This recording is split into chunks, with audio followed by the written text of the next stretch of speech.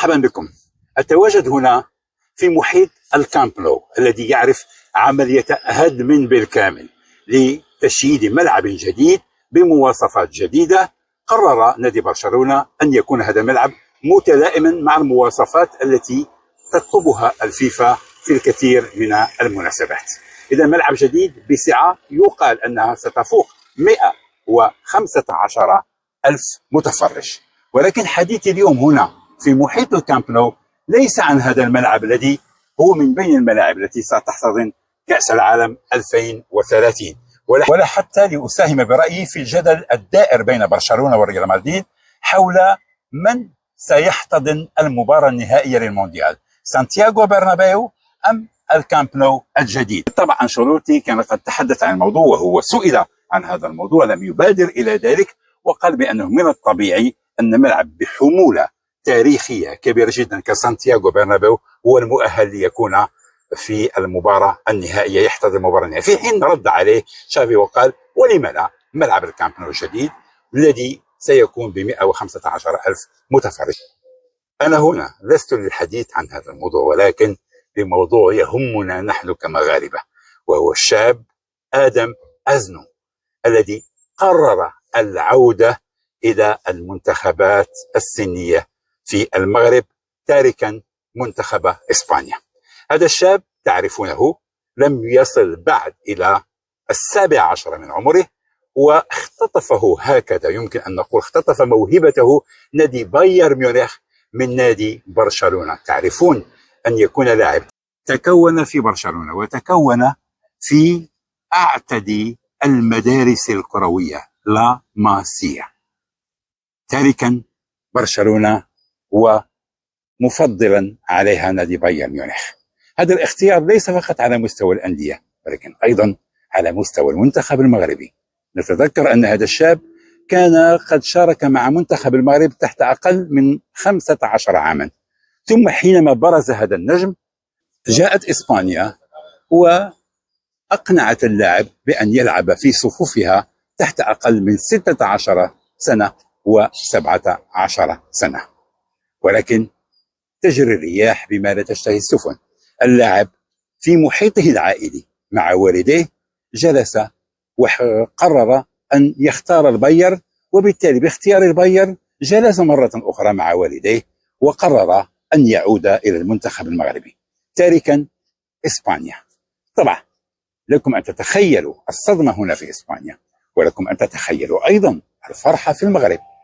كل الأوساط الرياضية رحبت بهذا القرار الذي يعتبر قرارا شجاعا، لأنه ليس من السهل أن تتكون في مدرسة برشلونة في لاماسيا ثم بعد ذلك تقرر أن تتخلى عن المنتخب الإسباني وتختار المنتخب المغربي، أو أن تعود إلى المنتخب المغربي. في الأصل هذا الشاب آدم أزنو كان لاعبا مغربيا. ما حدث هو أنه بعد أن أثار الانتباه إليه بموهبته الكبيرة وهو في سن 15، قالت إسبانيا يجب أن لا نترك هذا الشاب يفلت من بين أيدينا.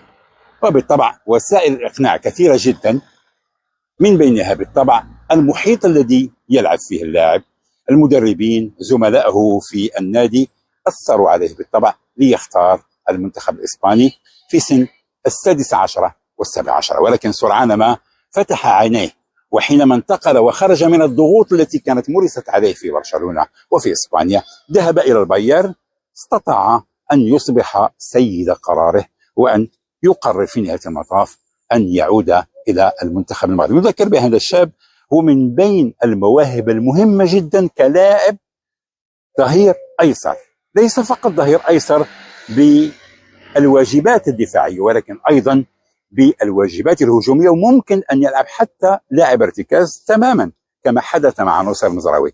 لا ننسى بأن نصير المزراوي موجود في البايرن وهذا اللاعب موجود في البايرن، ولا شك أن كان هناك تواصل بين اللاعبين حتى يتم هذا الاختيار الحاسم. طبعا فرحة مهمة بالنسبة لنا، لاعب موهوب سنراهن عليه مستقبلا، خاصة ونحن نتحدث عن كأس العالم 2030، نتحدث عن لاعب في عمر 16 والنصف، أي حينما نضيف 7 سنوات نتحدث عن 23 سنة ونصف، أنه حينما ستكون كأس العالم في المغرب وإسبانيا والبرتغال اللاعب لن يكون قد بلغ 24 عاما.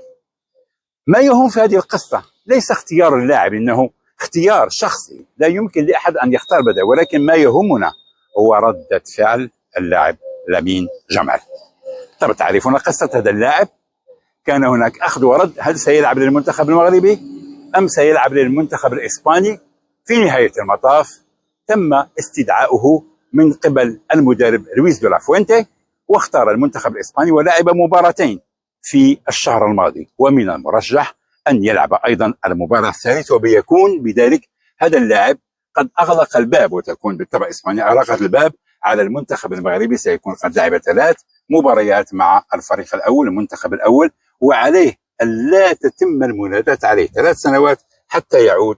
هذا اللاعب كانت ردة فعله في قرار اللاعب آدم أزنو غريبة جدا.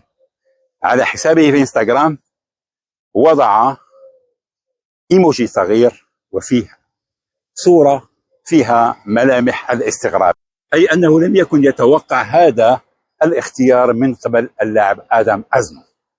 طبعا اللاعب حر في أن يختار الجهة التي يلعب لها، كما كان اللاعب لامين جمال حرا في اختيار المنتخب الإسباني. الآن ردود الفعل كانت كثيرة جدا في المغرب، صبت جام غضبها على اللاعب لامين جمال، ولكن أنا في نهاية المطاف صحيح أنني أستغرب قراره، ولكن هو في نهاية المطاف عبر عن رأيه. أنا أفضل مليون مرة أن يعبر اللاعب عن رأيه تجاه قضية معينة على أن يكون رأيه غامضا.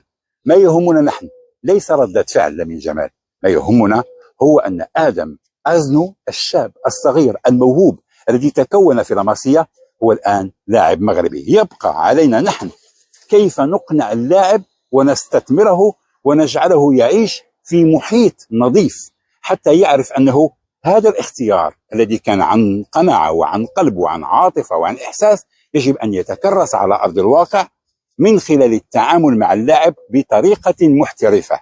لا تكون هناك مجاملات، لا يجب أن لا تكون هناك إمكانية تفضيل لاعبين آخرين عليه، هو الذي تكون على قواعد محترفية على أعلى مستوى. نتمنى له التوفيق. وبالطبع هذه الأنباء السارة تأتي في سياق الأنباء التي جاءت: كأس إفريقيا 2025 في المغرب، كأس العالم 2030 مع إسبانيا والبرتغال في 2030، والخبر الثالث هو اللاعب آدم أزنو. في أمان الله.